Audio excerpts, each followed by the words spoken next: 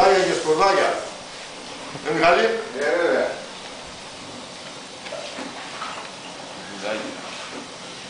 Ρίξαμε και δαχνούλα μέσα, δαχνούλα.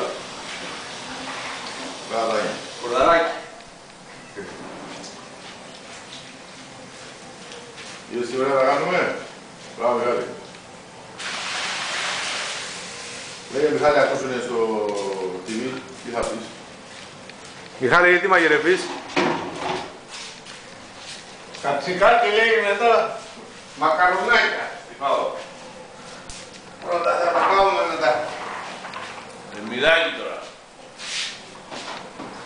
Μιχάλη, λίγο δεν θα πρέπει αυτό στο πατανιά. Όχι, το είναι και το πιο λίγο, κρέα.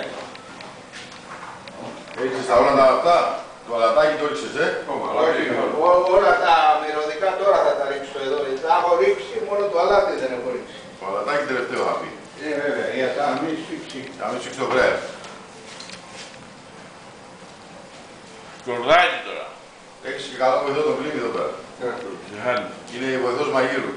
Αυτό πάρτο. Εντάξει, τελείωσες. Βάλτε Ναι, να βάλεις. τελείωσε. Πάρτο. Ό,τι να βάλεις, το βάλεις το δαχνούλα. Ναι. Ωραία.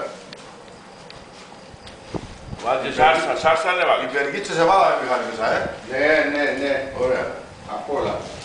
Αυτό το φαγητό βάλει το κάτι άλλο. Βάλε και τα καρκεύματα αυτά τα τοντιλάδες που Όλα εδώ μέσα. Και τι είναι.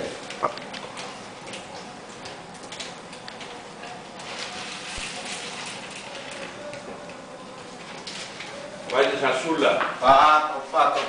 Πάτο λέει αυτό. Τι πάτο. Τι είπατε λέει Μιχάλη.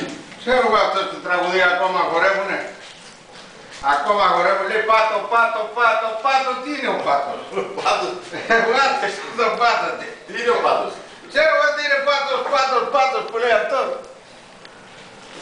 Λέει πάτος, τι θα πει όμως. Μιχάλη.